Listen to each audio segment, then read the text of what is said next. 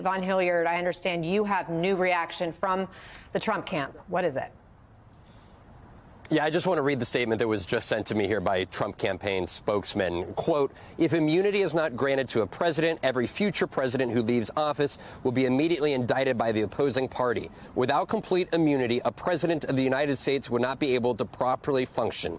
Deranged Jack Smith's prosecution of President Trump for his presidential official acts is unconstitutional under the doctrine of presidential immunity and the separation of powers. Prosecuting a president for official acts violates the Constitution and threatens the bedrock of our republic. President Trump respectfully disagrees with the D.C. Circuit's decision and will appeal it in order to safeguard the presidency and the Constitution. Again, that is the new statement just sent a minute ago by the Trump campaign spokesman here. I think it's important to note each of those issues that was outlined by the Trump campaign in that statement was thoroughly written about by those three judges in their appeals decision here. And in part of this, I think it's important to pick out from the appeals court decision in which they write, former President Trump's stance would collapse our system of separated powers by placing the president beyond the reach of all three branches. Of course, this is not just about the federal election interference charges against Donald Trump, but also the potential use of the Oval Office by presidents in the future. Of course, Donald Trump is running for the nomination again.